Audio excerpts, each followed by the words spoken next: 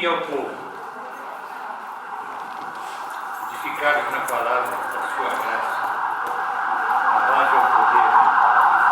Agora nós vamos para a sexta qualificação, faltam só duas. Versículos 29 e 30 de Atos 20. Alguém pode ler? Eu sei que depois da minha partida, entre vós penetrarão lobos vorazes, que não pouparão o rebanho, e que dentre vós mesmos se levantarão homens falando coisas pervertidas para arrastar os discípulos atrás deles. Na aula anterior eu já entrei um pouquinho nesse assunto, né? Aqui essa qualificação não tem muita coisa a dizer, mas tem coisa importante que a gente precisa saber. O título que eu dei foi Consciência do Contexto Adverso. Consciência do contexto adverso. É uma qualificação. É você ter consciência de que o contexto na igreja pode ser adverso. Pode haver problemas. Não é? Muito obrigado. Muito obrigado. Contexto adverso. Quando você monta uma empresa, organiza uma empresa, se junta com alguns companheiros, você estabelece regras, não é? Não estabelece? É o que eles chamam de estatuto, né? Ou constituição jurídica da empresa, né? Estatuto que rege o comportamento, os objetivos, a responsabilidade de cada diretor, a distribuição de lucro, modos processantes da atuação produtiva, um monte de coisa. O estatuto pode ser uma coisa longa, curta, depende da vontade dos que compõem a sociedade. Agora, o que acontece é que a coisa começa a funcionar, vai adiante, e vocês, no curso da produção, a empresa vai muito bem e tal, aí vocês acham que podiam admitir mais capital, né? Abre um pouco mais o capital, e então abre para mais gente integrar o componente capital, e vocês admitem mais pessoas. Algumas que vocês nem conheciam bem e tal, mas eram do ramo, bem recomendadas, e acabam entrando dentro do conglomerado societário, né? A associação passa a integrar novos elementos. Acontece que alguns deles estão com ideias diferentes das de vocês. E começam a propor coisas que começam a se chocar com as ideias de vocês. No que respeita à maneira de proceder na produção, na maneira de calcular os lucros, na maneira de comercializar, na maneira de publicitar, da parte de comunicação, de propaganda. Enfim, começa a haver conflitos de grupos dentro da própria coisa. Aí vocês que são os donos da empresa, vocês que começaram, vocês têm que ter a consciência disso. Quer dizer, você tem que ter a capacidade de perceber quando as coisas começam a sair pela deriva, né?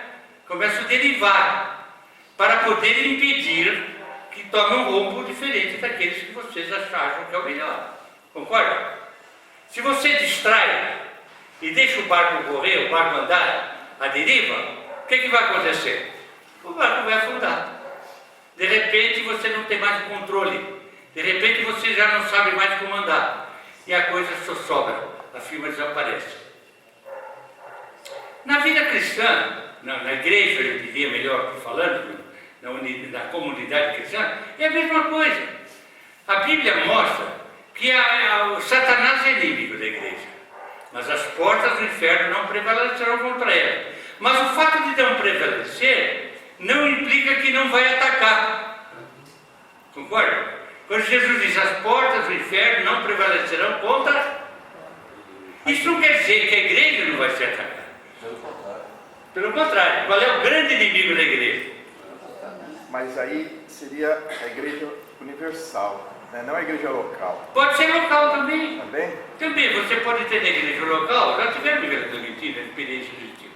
Igreja local, chega alguém de uma outra seita qualquer aí, né? vamos admitir, sem querer pichar ninguém, um adventista e tal, e é bem recebido, e de repente ele começa a levantar, querer ensinar doutrina errada. É na igreja local. E os líderes da igreja são os presbíteros. Ele tem que, o presbitério da igreja, a liderança, tem que ter a consciência do contexto adverso da igreja. Está havendo um contexto adverso. Tem que ter a sensibilidade, a percepção do contexto adverso. Isso é importante na igreja. Muitas igrejas, sabe, tem muito crente que é meio ingênuo, até líder ingênuo. Quando acontece isso, e algum que é mais atilado, percebe logo, né? E chama a atenção dos outros, às vezes os outros dizem, mas já fica quieto, deixa para lá, o filho é certo, não vamos conflitar e tal. E isso acaba dando problema. Que o cara domina, toma conta, e em Portugal houve igrejas dos irmãos que acabaram por causa disso, viraram carismáticas totalmente. Aos poucos entraram, tomaram conta, foram gente, e de repente acabou. Mas eu estou me referindo àquele versículo que entendi. Inferno. Lá é a igreja universal. Não, mas a aplicação também pode ser feita localmente, né? Claro, lá é universal. Tem razão. Mas então as portas do inferno não prevalecerão contra ela. Isso não quer dizer que não haja ataque. Aliás, ao contrário, se diz que não prevaleceu é porque pressupõe luta. Senão não havia razão de dizer não prevalecer. Concorda? Quando diz não prevaleceu, as portas do inferno não prevalecerão. Pressupõe o quê? Que é a guerra. Mas não vai prevalecer. Mas vai haver guerra. Então, a qualificação que Paulo coloca aqui dele, como líder, é que ele tinha uma consciência do contexto adverso. Quando entrava um espertinho, e ele teve problemas com a adversidade, com o contexto adverso, né? Aqui mesmo ele fala. Deu para entender? Versículo 29, ele diz, eu sei, ele tem convicção, ele sabia, que depois da partida dele, ele está se referindo à ida dele para Roma, né? Que ele ia para lá e não voltaria mais a Éfeso. Entre vós penetrarão lobos vorazes. Ele está se referindo a doutrinadores com doutrinas erradas, que já existia naquela época, negando a divindade de Cristo, negando uma porção de coisas que são básicas da fé cristã, e ele fala muito nas cartas sobre isso também, não é? Ele toca muito nesses pontos de doutrinas equivocadas, erradas, que devem ser combatidas, devem ser repelidas, não devem ser aceitas, não devem ser toleradas. A qualquer preço, não devem ser toleradas. Isso chama-se o quê? Consciência da realidade do contexto adverso, que sempre acontece. E já aconteceu, eu me lembro de um caso, já contei aqui, de um caso há muitos anos, eu era jovem presbítero, e apareceu na igreja um cara vindo não sei de onde, e começou a ensinar umas coisas erradas lá, ele é muito hábil, começou a visitar os crentes, e a casa de cada crente à noite, e começou a doutrinar. E nós soubemos isso, um crente disse, olha, fulano tem ido lá em casa, aí o outro disse, fulano tem lá. E começamos, aí nós percebemos as coisas. No começo achamos que era ótimo, um cara que conhecia a Bíblia e tal, ele era versado na Bíblia. E de repente ele estava doutrinando particularmente e queria dominar a igreja. Aí quando nós percebemos, chamamos e falamos com ele, meu amigo, stop, acabou, você não vai fazer isso e tal. Aí ele ficou bravo, brigou com a gente. Aí nós chamamos ele num domingo, ele levantou na ceia e meteu o pau no seu João Maclério, meteu o pau na liderança da igreja, já achou que já tinha um grupo na mão. Ele achou que já tinha um grupo na mão. Quando terminou a ceia, ele terminou de falar, levantei e acabei com ele.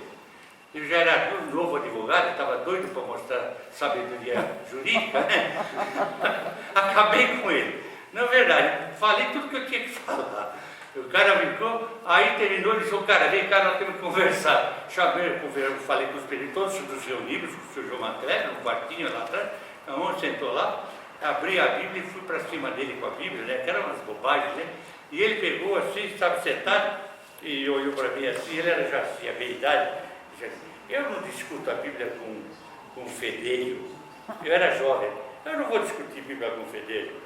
Eu fechei a Bíblia, levantei,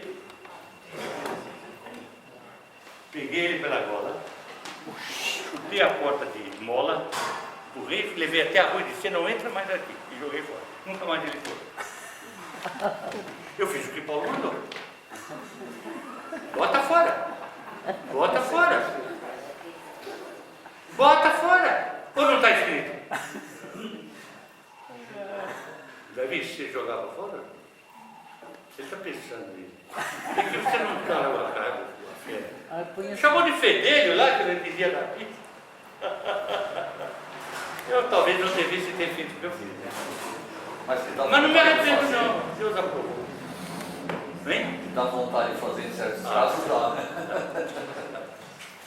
Eu estou contando, eu conto minhas experiências para todo mundo, porque é isso que vale, né? São coisas que aconteceram em nosso longo ministério e a gente vai aprendendo lições. Mas aqui é o que diz Paulo. Veja bem, vocês estavam com dificuldade de responder a minha pergunta, se eu fiz bem ou mal. Olha o que ele diz aqui. Paulo, era essa uma característica bem evidente do perfil de liderança do apóstolo Paulo. Infelizmente, está sendo alienada na experiência ministerial dos nossos dias. Nós estamos sempre prontos a acolher as pessoas com seus erros. Não, cada um pensa como o quê, não tem importância, né? Ninguém tem... Mas não é assim, a palavra de Deus não adota esse critério. A palavra de Deus é a verdade, gente. Conhecereis a verdade e a verdade vos libertará. Nós não podemos achar que a verdade possa ser aceita com erros, com falha, conscientemente admitida. Porque a gente admite que há erro, mas admite os erros como se eles não fossem atrapalhar nada. O básico, nós nos amamos, nós nos queremos, nós somos uma comunidade cristã, deixa para lá o erro. Aí é isso que eu estou tocando. Não devemos compatibilizar com esse tipo de coisa. Não devemos compatibilizar. Então, consciência do contexto. Quer dizer, se eu não tenho a consciência de que realmente Satanás está atacando, por que acontece isso? Satanás anda em redor de nós, bramando como um leão, buscando a gente para se tragar. 1 Pedro 5:10. Então, se eu tenho a consciência que ele anda ao redor, querendo pegar pelo pé, eu tenho que estar olhando o pé, eu tenho que estar olhando ele, olhando para ele. Eu tenho que assumir uma atitude de resistência. Resistir ao diabo e ele fugirá de vós, diz a Bíblia. Eu tenho que assumir uma atitude firme, uma atitude forte, não contemplativa, nem contemplativa e a outra palavra quando a gente acomoda. Uma só contemplar e deixar, e a outra quando a gente acomodar com os erros. Né? Concordar, contemplativa e concordativa. Conformista. Conivente, essa palavra. Conivente. Não devemos estar coniventes com o erro. A igreja não admite erros, a igreja é uma coisa só.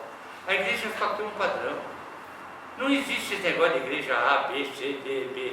Nós é que criamos tudo isso. Isso tem nada a ver com o projeto do Espírito Santo para a igreja. Absolutamente. Então temos que ter a consciência do contexto adverso. Infelizmente está sendo alienada a experiência ministerial, na experiência ministerial dos nossos dias. O Evangelho é receptivo e participativo. O Evangelho não só é para ser recebido, como é para atuar também. Ele é participativo.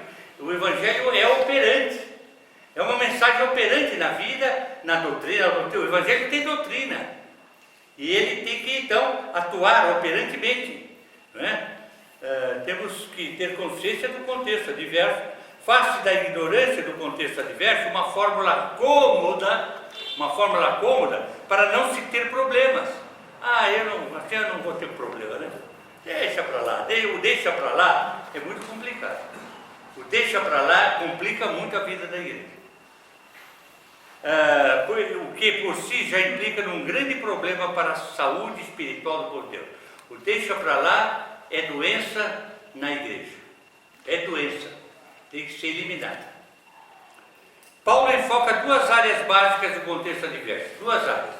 Primeiro, os que vindo de fora aproveitam da ocasião para atacar o rebanho. É o que ele chama de lobos vorazes. Então, eu sei que quando eu sair, vão vir de fora. Não é gente que estava dentro. Ele está de olho. Satanás anda em redor. Opa, o Paulão foi embora. É agora. Paulão não está mais aí. Vamos lá, gente. E entra e sabe como atuar. Aproveita da ocasião para atacar o rebanho. Lobos vorazes se aproveitam da sua ausência para penetrar e atacar. Ele usa o verbo penetrar. Eles vão sorrateiramente, né? Entrando e tentando dissuadir os crentes da verdade. A verdade é uma só. Versículo 29, o que diz? Eu sei que depois de minha partida, entre vós penetrarão lobos vorazes, que não pouparão o rebanho. Lobos vorazes, que não pouparão o rebanho. E também tem a segunda coisa. Veja o ensino de Paulo em 2 Timóteo 3, 1 a 7.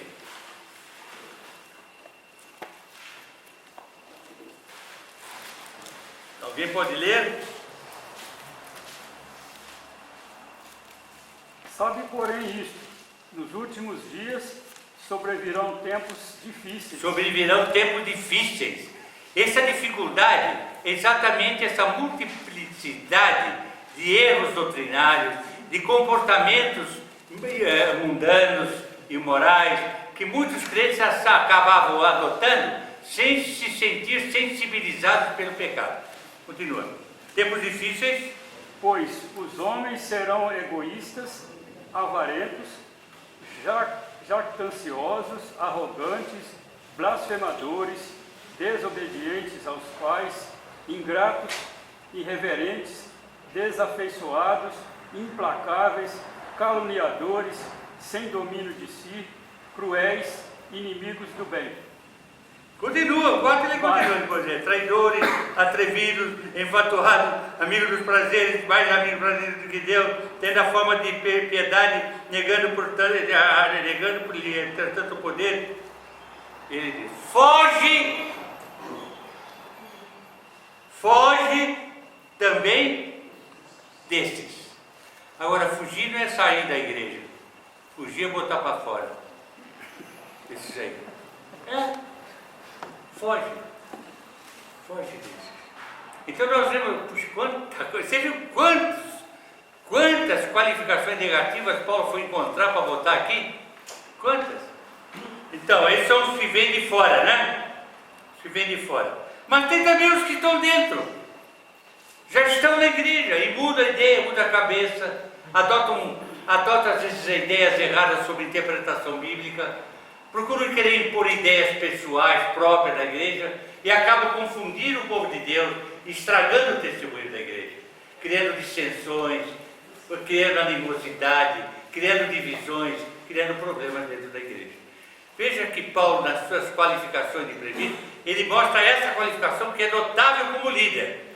Ele tinha sensibilidade do contexto adverso, não só como aqueles que vêm de fora, como aqueles que estão dentro. Aqueles que já estavam, mas provocam problemas para a igreja. Devemos deixá-los? Não, não podemos. Temos que exortá-los também. Então, dos que dissimulados, no próprio seio da igreja, usam linguagem pervertida e arrastam os discípulos. Veja o versículo 30 de Atos 20.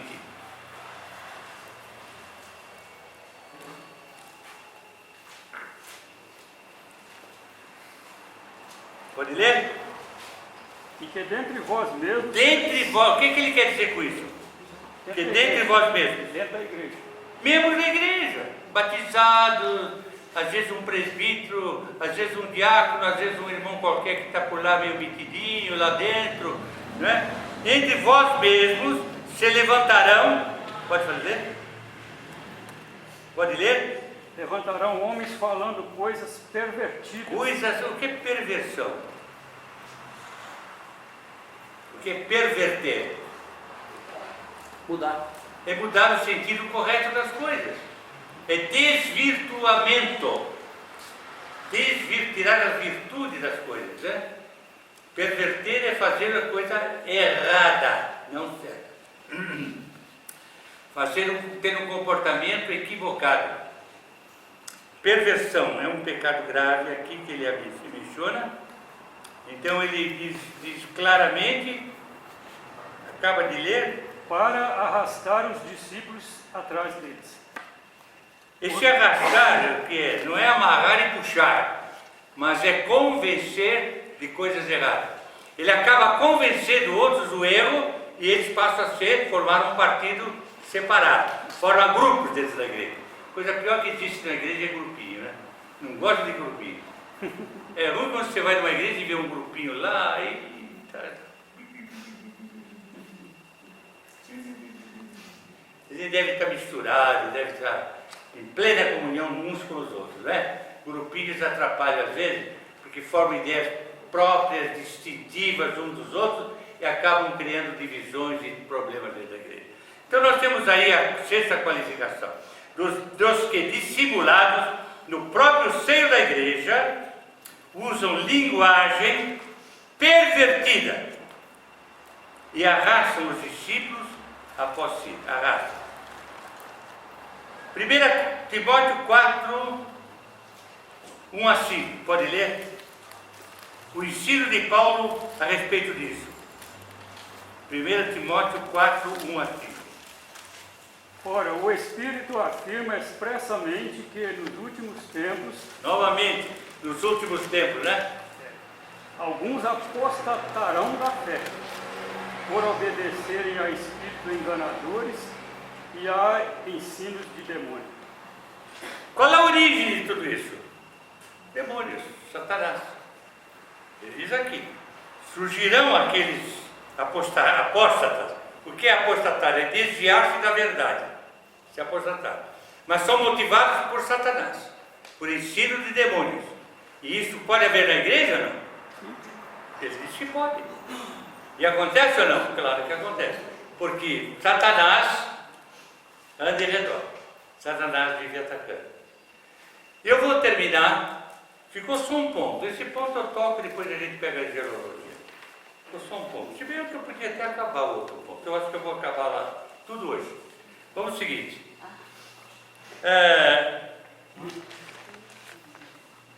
Qual é a solução? Uma pergunta final. Qual é a solução quando nós temos o contexto para termos o contexto adverso? Para termos uma consciência de contexto adverso? Qual é a maneira de termos o contexto de a consciência de um contexto adverso? O que vocês acham? Palavra. Atitude necessária. A palavra. Buscar a palavra. Palavra. Mas antes de palavra, eu vou falar no outro. A solução é vigiar-se, vigilância. 1 Pedro 5, 7 e 8 já, pode ler.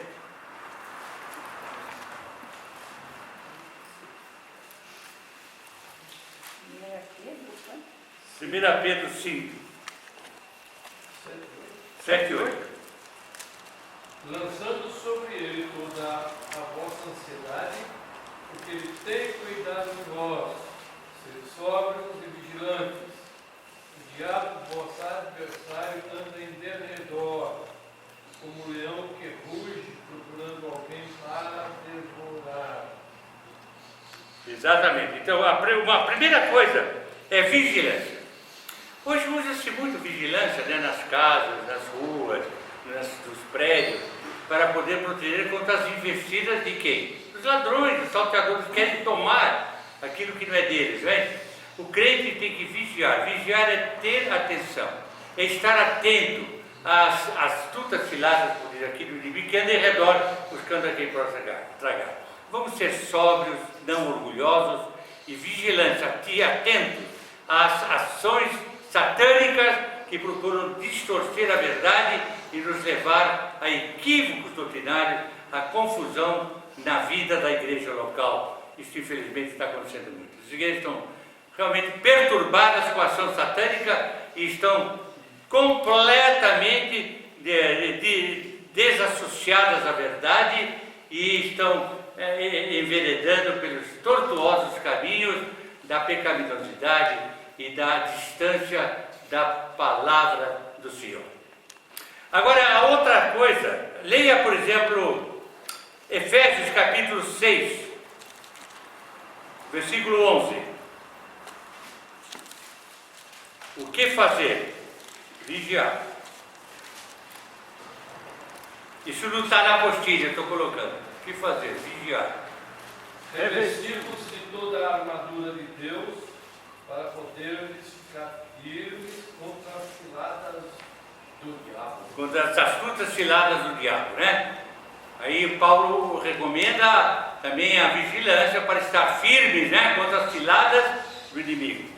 O segundo elemento, né, que nos ajuda na consciência do contexto adverso, qual é? Primeiro é vigilância. A vigilância faz pressentir a ação maléfica do inimigo. Segunda coisa já foi dito, é a palavra de Deus. Firmados na palavra. Quando estamos firmados na palavra, nós podemos pressentir a equívoca atuação dos que vêm de fora e dos que errada e equivocadamente agem dentro da própria igreja. Então, firmados na palavra. Isso nós vemos lá no próprio versículo 32 de Atos 20, né? Firmados na palavra. Edificados, né, na palavra. A igreja é uma construção e o edifício há de ser firme se a palavra é o fundamento. E o terceira coisa que a Bíblia recomenda, o que é? Armadura. Armadura, tá bom, mas a armadura pode ir lá na vigilância. 2 Timóteo 3, verso 5. 2 Timóteo 3, 5.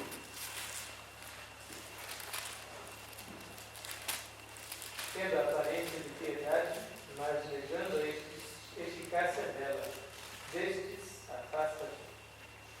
É aquele que nós lemos, né? Aí ele termina dizendo que foge deles. Qual é a terceira atitude que devemos adotar? Afasta-te deles. Afasta-te deles. Bota para fora. Então são três coisas importantes que a Bíblia ensina. Primeiro, exercício correto da vigilância. Nós andamos na rua hoje olhando para sempre o bolso, para o paletó, porque não queremos ser roubados. Andamos com vigilância, não é? Segurando a bolsa, segurando a carteira. Segundo, andamos sempre seguindo a instrução de como evitar o roubo, né? Hoje há muitas orientações sobre firmados na palavra. Terceiro, chuta para longe. Bota o cara para longe. Foge deles. Afasta-se deles. E com isso nós terminamos a sexta característica. Consciência do contexto adverso. Agora a última característica de Paulo. E com isso nós terminamos o curso. Terminamos hoje. Leia o versículo 33, 34 e 35 de Atos 20. De ninguém cobicei prata, nem ouro, nem vestes. Vós mesmos sabeis que estas mãos serviram para o que me era necessário, a mim e aos que estavam comigo. Tenho-vos mostrado em tudo que, trabalhando assim, é mister socorrer os necessitados e recordar as palavras do próprio Senhor Jesus. Mais bem-aventurado é dar do que receber. Você pode me dizer onde é que está esse versículo? Atos 20. Não, mais bem-aventurado, diz aqui. Recordar as palavras do Senhor, mais bem-aventurado é dar do que receber. Onde é que está isso? 35. Né? 35. As bem-aventuranças, cara. Aonde? Atos 20, Onde é que está 35. esse versículo mencionado aqui, esse texto? Mais bem-aventurado é dar do que receber. Versículo 35. Não, aqui. Não, onde é que aqui diz? Como disse o próprio Senhor Jesus Cristo. Onde é que ele disse isso? Aqui diz assim, recordar as palavras do Senhor. Mais bem-aventurado. Onde é que o Senhor disse isso? As bem-aventuranças lá do monte, né? Ah, foi lá no monte, né? Bem-aventurado. O senhor pode me dar, por favor? Mateus 5, né? Vai dar o versículo. Versículo que eu não lembro. Ah, não pode, o senhor falou que está lá. Não existe. Essa é uma das coisas que tem a dizer, não existe. Não existe esse texto lá. Pelo menos não está registrado na Bíblia. Não está registrado. Ele falou, é claro. Se o Paulo falou isso, está escrito, mas só quis brincar um pouco. Agora, aí nós temos qual é a última qualificação do líder? Vocês adivinham? Pelo texto, pelos 3 versículos que nós lemos. Tem na apostila. Solidariedade amorosa. A última parte da sua exposição de testemunho pessoal, solidariedade amorosa. É a sétima qualificação dele. Ele diz aí claramente, né? Coisas que ele fazia em relação a dinheiro, que mostravam que ele era um líder amoroso, altruísta, que pensava não só nele, mas pensava antes nos outros. Esta é uma qualidade fabulosa. E nós, infelizmente, muitas vezes não exercitamos. Nós sempre pensamos primeiro em nós, né? Qualquer coisa a gente pensa em nós. Não é verdade? Você vai fazer uma viagem com mais alguém, você pensa em você. O que é que eu vou ter, com quem eu vou estar, onde eu vou estar, o que é que eu vou ter, será que não vai faltar isso, será que não vai faltar para mim? Vai lá, olha a mala várias vezes, isso é para mim, isso é para mim. Você nunca pensa no outro, né? A gente está sempre pensando na gente mesmo, bom, altruísmo. Então o título é Solidariedade Amorosa. Paulo formula aspectos da sua atitude nessa área que devem ser adotados por nós. Primeiro, qual é o primeiro aspecto da sua solidariedade amorosa? Versículo 33, qual é? Qual é? Cobiça material. De nada cobicei, prata, nem ouro, nem inveja. Qual é essa primeira coisa? Qual é o primeiro aspecto da sua solidariedade amorosa? Não tinha, nota está aí na piscina, não tinha qualquer cobiça pessoal. Nem prata, nem ouro. Nós muitas vezes gostamos de ter prata, ouro, porque é uma questão de defender contra a desvalorização da moeda. Não é pecado fazer isso.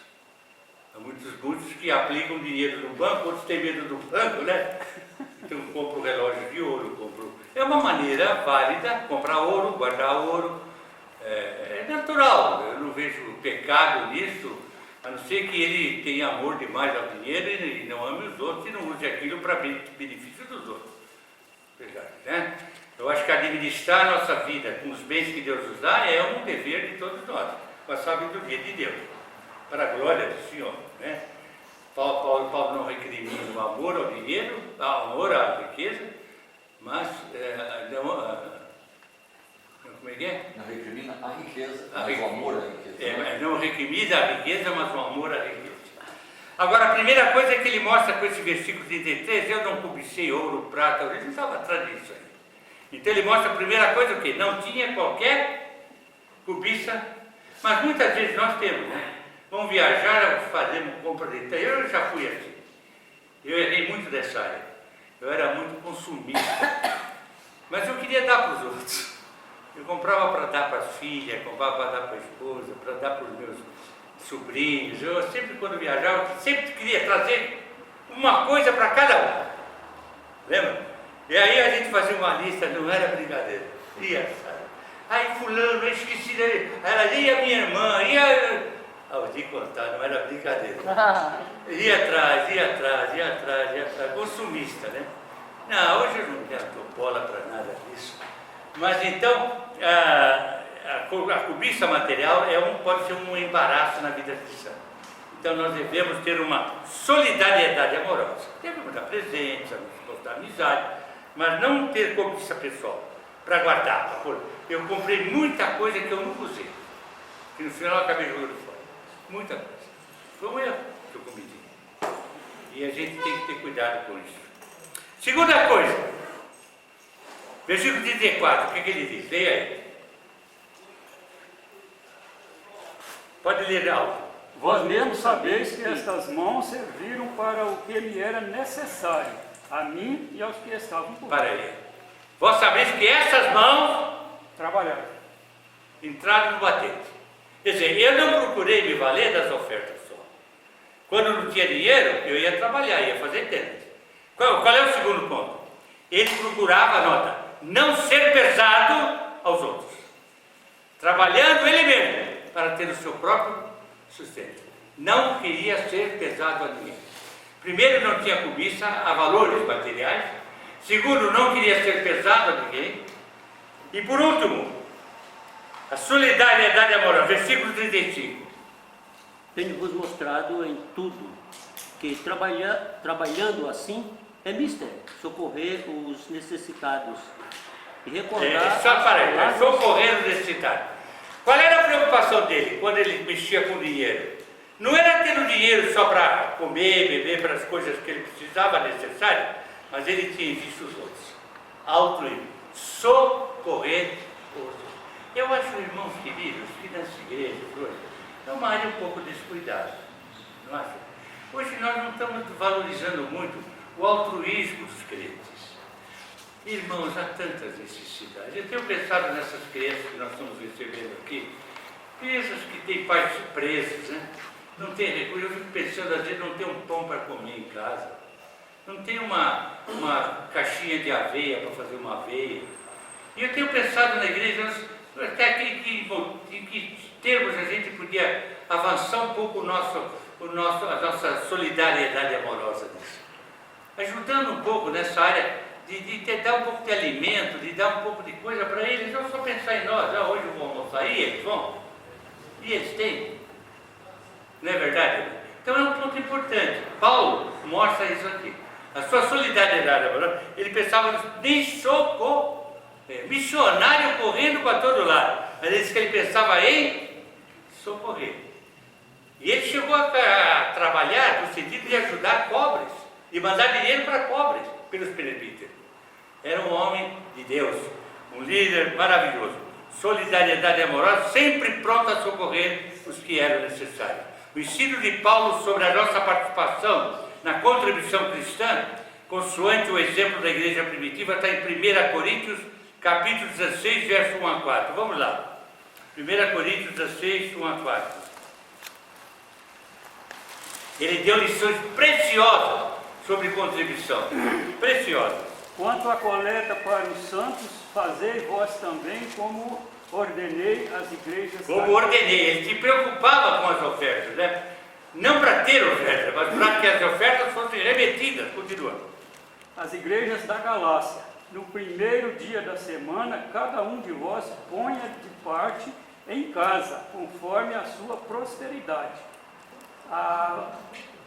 E vá juntando para que se não façam coletas quando eu for. Coletas de improviso, né? E quando tiver chegado, enviarei com cartas para levarem as vossas dádivas a Jerusalém. Levar vossas dádivas a Jerusalém, a igreja central, lá onde havia pobres, necessitados. Ele estimulava as igrejas a ajudar umas às outras. E eu acho que é uma coisa que nós devíamos também ter em vista na igreja local hoje, essa parte de solidariedade amorosa, né? Ajudando aqueles que precisam, que necessitam. Às vezes de remédios, né? Hoje nós temos dificuldades em muitos em ter remédios, ou porque são caros, ou porque são difíceis de achar. Por que nós não preocuparmos com essa área também, às vezes ajudando aqueles que têm grandes necessidades, né, irmão? Então, aí vemos Paulo atuando muito. O capítulo 8 e 9, os dois capítulos, 8 e 9, de 2 Coríntios, anota. Depois vocês leem, cara. Eu acho tão precioso aquele trecho que ele diz que antes de se darem as ofertas, eles davam-se a si próprios. Paulo quer ensinar que ofertar, que dar bens aos outros para ajudar, é como você mesmo se entregando às pessoas para participar das necessidades deles. Ele primeiro entrega-se a Deus e aos outros e entregar-se aos outros, né? Para que os outros sejam beneficiados. E com isso, irmãos, eu consegui terminar o curso que nós tínhamos proposto dar, que é Paulo, perfil dele. Recapitulando, primeiro perfil, serviço fiel. Primeiro perfil, servo fiel. Segundo perfil, fidelidade na exposição da palavra. Fiel na exposição da palavra. Terceiro perfil, sintonia constante com Deus. Ministério do Espírito Santo na vida de Paulo. Quarto perfil, desprendimento e submissão a Deus. Vimos hoje. Quinto perfil, eficiente atuação exortativa. Sexto perfil, consciência do contexto adverso. E último perfil,